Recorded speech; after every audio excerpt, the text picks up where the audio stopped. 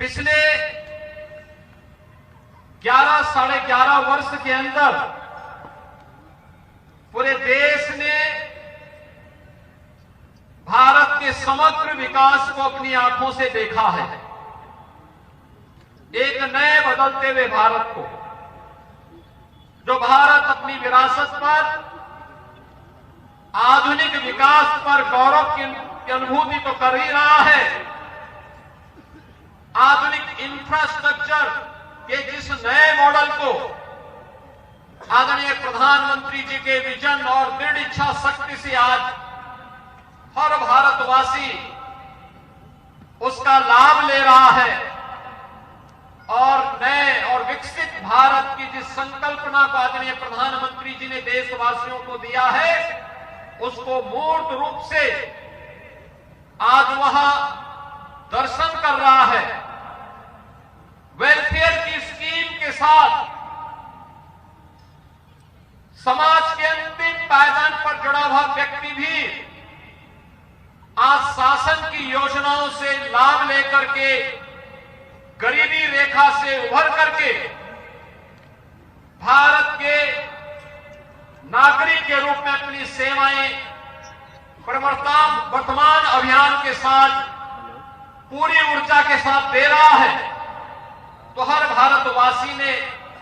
पिछले 11 साढ़े 11 वर्ष के अंदर एक नई खेल संस्कृति को देश के अंदर पनपते हुए देखा है। एक खेल संस्कृति जिसे आदरणीय प्रधानमंत्री जी ने 2014 में खेलो इंडिया खेलों के माध्यम से प्रत्येक भारतवासी के मन में खेल के प्रति एक सम्मान का भाव पैदा किया। उसके मन में खेल के प्रति भी कुछ स्थान हो और खेल अब केवल समय बर्बादी का नहीं बल्कि जीवन के सर्वांगीण विकास का और भारतीय मनीषा के उस भाव को जो प्राचीन काल से ही भारत का ऋषि, जिसके बारे में प्रत्येक भारतवासी से इस बारे में आग्रही बनाता रहा है कि जीवन में सफलता के लिए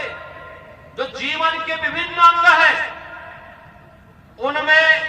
एक स्वस्थ शरीर से ही जीवन के सभी आयाम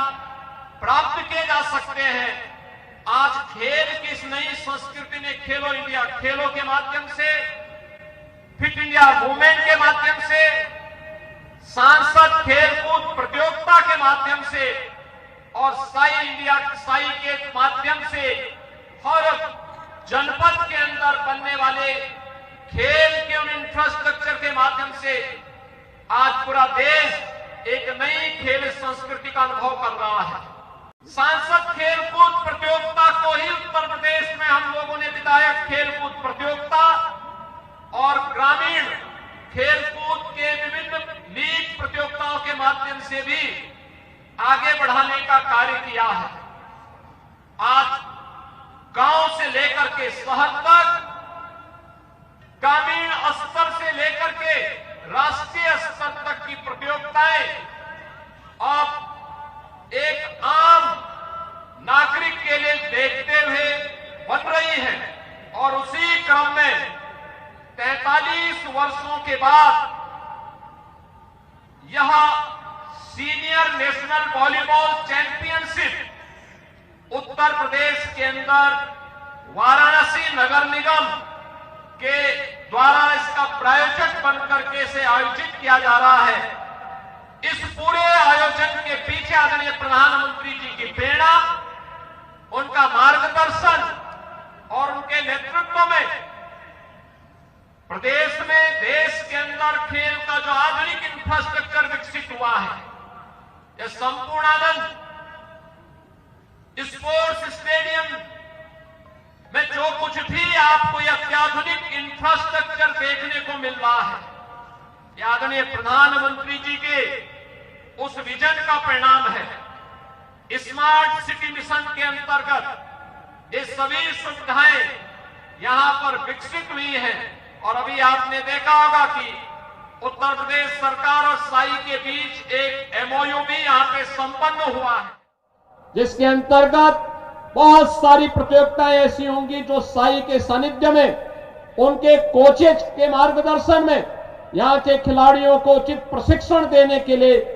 इसको एक नया प्लेटफॉर्म उपलब्ध करवाने के लिए यहां पर उपलब्ध हुआ है। उत्तर प्रदेश के अंदर भी पिछले 8-8.5 वर्ष के अंदर इन खेलकूद की प्रतियोगिताओं को आगे बढ़ाने के लिए हर गांव में खेल का मैदान हो, हर जनपद में स्टेडियम हो, हर विकास खंड स्तर पर एक मिनी स्टेडियम का निर्माण हो, ग्राम पंचायत से होने वाले कार्यों और नगर निकायों से होने वाले कार्यों की प्राथमिकता में ओपन जिम का निर्माण हो